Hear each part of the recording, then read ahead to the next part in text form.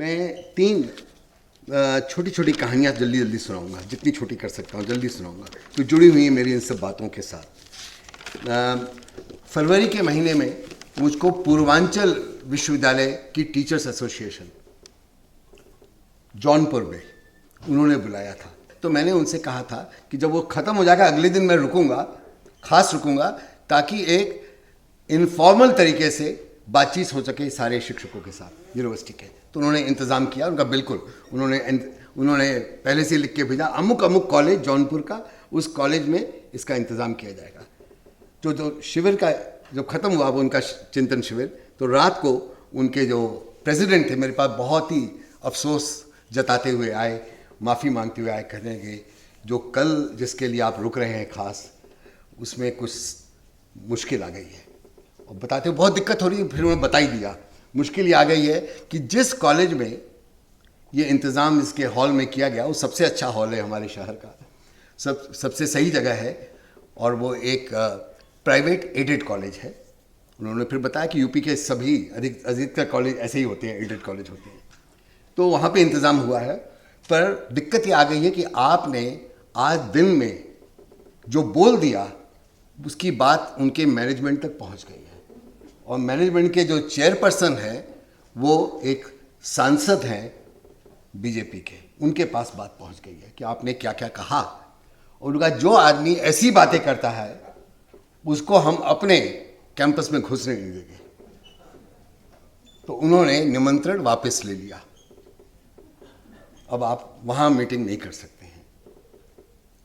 तो मैंने कहा अगर ऐसा ही भोपाल में होता, जो हो सकता है, तो हम उस कॉलेज के ठीक पार, सड़क पार जाके इस मीटिंग को कर लेते खुले आसमान में। तो कहते हैं हाँ, उतनी हिम्मत तो हमारी नहीं है, लेकिन इतनी हिम्मत जरूर है कि मीटिंग कल होगी।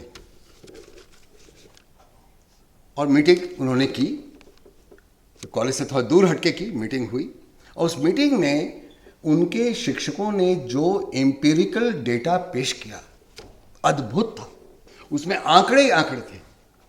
और उसको सुनते सुनते मुझे लगा कि क्या किसी प्रदेश का यूनिवर्सिटी सिस्टम इतना रद्दी हो सकता है जितना उत्तर प्रदेश का है। उसको कौन सुनेगा, उस कहानी को, उस एम्पिरिकल डेटा को कौन समझेगा, कौन उसका एनालिसिस करेगा, कौन उसको रिकंस्ट्रक्ट करेगा, रीइंटरप्रेट करेगा, ताकि हमारी लड़ाई केवल सेंट्रल यूनिवर्सिटी की न हो, देश के 500 विश्वविद्यालयों की लड़ाई बन सके। इसलिए उनको जोड़ना बहुत ज़रूरी है, इसको हम समझें। दूसरी कहानी आपके लिए बड़ी महत्वपूर्ण होनी चाहिए, वो मध्य प्रदेश की है। पिछले साल जुलाई की, जब अचानक अखबारों में 3-4 दिन तक की खबरें आनी शुरू हो गई कि मध्य प्रदेश की विधानसभा एक अजीबोगरीब एक्ट, कानून बनाने वाली है मध्य प्रदेश के 7 विश्वविद्यालयों के लिए। और थोड़ा थोड़ा उसमें कुछ जैसे रिस के जानकारी आती है, उसके बारे में आने लगी। जब पूरी कहानी जोड़ जाड़ के समझी तो पता चला ये एक वो एक्ट है जो सेंट्रल यूनिवर्सिटी एक्ट 2013 के पहले ही मध्य प्रदेश में आने वाला है, और उसको आने में केवल 5-6 दिन बचे थे। वो बिल्कुल ऐन मौके पे वो खबर लीक की गई और विधानसभा में वो पेश हो चुका है। उसमें 3 खास बातें थी। पहली कि यूनिवर्सिटी के टीचर्स केवल यूनिवर्सिटी अब अपॉइंट नहीं करेगी। यूनिवर्सिटी के टीचर्स जो प्रोविंशियल स्टाफ सिलेक्शन बोर्ड है वो भी कर सकता है अगर राज्य सरकार चाहे तो, नंबर 1। नंबर 2, 7 यूनिवर्सिटी के जितने टीचर्स हैं उनको कभी भी एक यूनिवर्सिटी से दूसरी यूनिवर्सिटी में ट्रांसफर किया जा सकता है, उनका तबादला हो सकता है। जैसे मध्य प्रदेश के सरकारी स्कूलों और सरकारी कॉलेज के टीचर्स का तबादला कर दिया जाता है, जब जब वो आवाज़ खड़ी करते हैं उनका तबादला कर दिया जाता है। अब ये 7 यूनिवर्सिटी के टीचर्स के लिए लागू होगा। तीसरी बात, वो यूनिवर्सिटी जिस भी रेवेन्यू डिवीजन में होगी उस रेवेन्यू डिवीजन का डिविजनल कमिश्नर और वहां का डीआईजी लाजमी तौर पर उस यूनिवर्सिटी की एग्जीक्यूटिव काउंसिल का मेंबर रहेगा। तो हमारा जो छोटा सा शिक्षा अधिकार मंच है भोपाल का, उसमें बड़ी चर्चा हुई, हम लोग बड़े परेशान होंगे। चलो हम भोपाल बरकतुल्लाह यूनिवर्सिटी है, भोपाल की यूनिवर्सिटी का नाम, बरकतुल्लाह यूनिवर्सिटी के टीचर एसोसिएशन के पास जाएंगे।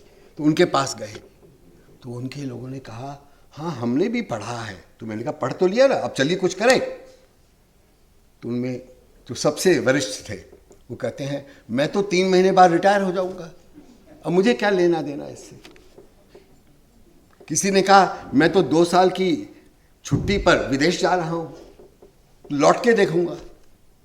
इसी प्रकार के सारे उत्तर आए। कोई व्यक्ति टीचर एसोसिएशन का इस लड़ाई की जिम्मेदारी लेने को या उसमें शामिल होने को तैयार नहीं था। कुछ लोग बाद में हुए तैयार, और जो तैयार हुए तो उन्होंने 1 दिन का धरना रखा। अगले दिन सवेरे विधानसभा में वोटिंग होने वाली तो 1 दिन का धरना रखा।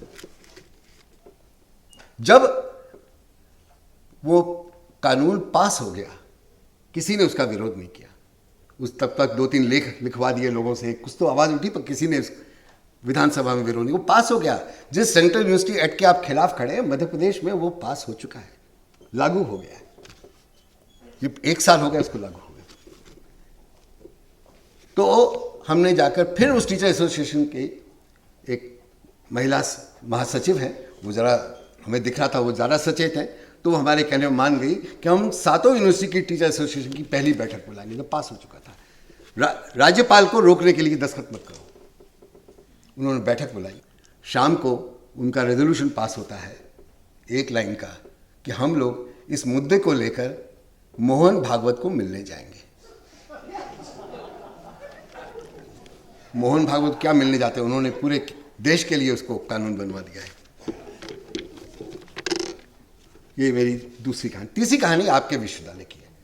पिछले साल जनवरी या फरवरी के महीने में जब FIUP की लड़ाई बड़ी गर्म थी, उस समय मुझे हमारे पुराने डिपार्टमेंट ऑफ एजुकेशन के लोगों ने बुलाया एक रिफ्रेशर कोर्स में शामिल होने के लिए।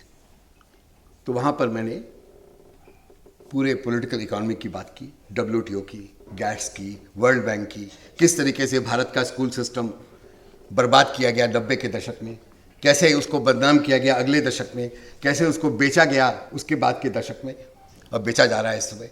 ये पूरी कहानी बताई। WTO गैट्स की बात जब सारी की, यही मैं बात करता रहा रिफ्रेशर कोर्स में।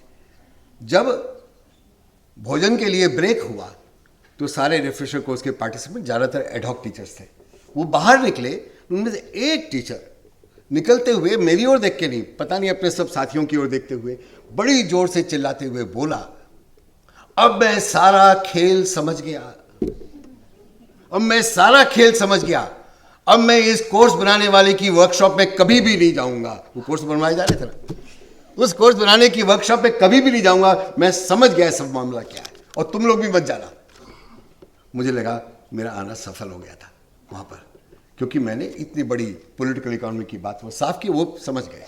ऐसा ही भी हाल में 12 मई को मैं वहाँ भी शिक्षकों के सामने यही बातें कर रहा था जो मैंने पिछले साल दिल्ली यूनिवर्सिटी में की।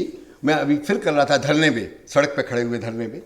और जब मेरी बात खत्म हुई तो एक स्कूल का एक शिक्षक गांव से आया हुआ पूछता है खड़े होके, एक बात बताइए, हम कब तक पूरे गुलाम हो जाएंगे? तो मैंने कहा हम तो हो चुके ना, मैंने तो हो चुकने की कहानी बताई है। कहता हो चुके। मैंने कहा अब तैयारी कीजिए अपनी संप्रभुता, सॉवरेनिटी को दोबारा पाने की लड़ाई लड़ने की। उसकी लड़ाई चालू कीजिए। नॉलेज कमीशन ने अपनी रिपोर्ट में कहा एक इंडिपेंडेंट रेगुलेटरी अथॉरिटी, जो वर्ल्ड बैंक का एजेंडा है, वर्ल्ड बैंक की रिकमेंडेशन के हिसाब से उन्होंने कहा इसको बनाना चाहिए। प्रोफेसर यशपाल कमेटी की रिपोर्ट ने उसको और जोर से कहा, उसको नाम दिया national council of higher education research, उसको नाम दिया। और जब बीजेपी की लड़ाई हो रही थी, जब इनकी चुनाव की लड़ाई पिछले साल हो रही थी, इनके मैनिफेस्टो में लिखा गया हम एक सेंट्रल यूनिवर्सिटी कमीशन बनाएंगे जो ऑल पावरफुल होगा, ऑल परवेडिंग होगा। उनके मैनिफेस्टो में लिखा हुआ है। तो ये इंडिपेंडेंट रेगुलेटरी अथॉरिटी जो वर्ल्ड बैंक का एजेंडा है, इसको शुरुआत होती है, उसको नॉलेज कमीशन मानता है, उसको प्रोफेसर यशपाल कमेटी मानती है, उसको बीजेपी मानती है। अब वो सेंट्रल यूनिवर्सिटी एक्ट बन के आ रहा है जो यूपीए का ड्राफ्ट है। तो कभी हमको समझना पड़ेगा ये जो पॉलिटिकल इकोनॉमी का एजेंडा है ये हम सबसे ऊपर है, हमको इससे लड़ाई लड़नी है।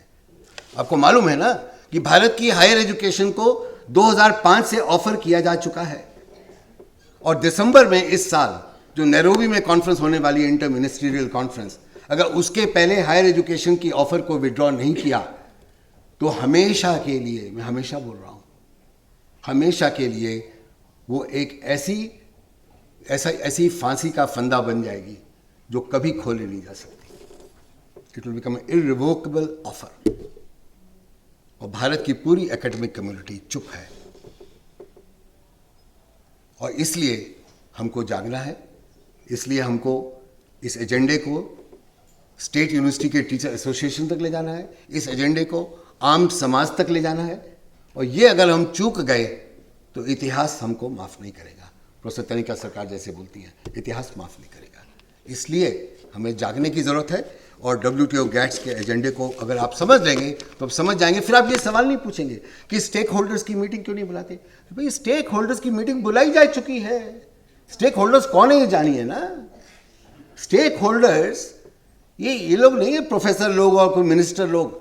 स्टेक होल्डर वर्ल्ड बैंक है, IMF है, WTO है, इंटरनेशनल फंडिंग एजेंसीज हैं।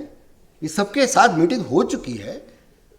हिलरी क्लिंटन के साथ इंडो US एजुकेशन डायलॉग 2012 में कहा जा चुका था कि FIUP जबरदस्त आइडिया, FIUP आ गया। 2013 में जॉन केर के साथ जो मीटिंग दिल्ली में हुई उसमें कह दिया गया था कम्युनिटी कॉलेज लाए जाएंगे। कम्युनिटी कॉलेज आ गए। हो तो रही मीटिंग स्टेक होल्डर्स के साथ। आप लोग क्यों परेशान हो रहे हैं? आपको समझना पड़ेगा, आप नहीं है स्टेक होल्डर्स। और स्टेक होल्डर वैसे भी जो शब्द है वो अपने आप ही नव उदारवाद का हिस्सा है, न्यू लिबरलिज्म का हिस्सा है। उस आया ही वहां से, नहीं तो स्टेक होल्डर और कहीं से नहीं आया। इसका मूल ही न्यू लिबरलिज्म है। अगर हम न्यू लिबरलिज्म के पूरे एजेंडे को देख लेंगे, इस लड़ाई को देख लेंगे, तो हम जरूर लड़ाई जीतेंगे। हम लड़ेंगे और सही ढंग से लड़ेंगे तो जरूर लड़ाई जीतेंगे। इस विश्वास के साथ आप सबको सलाम।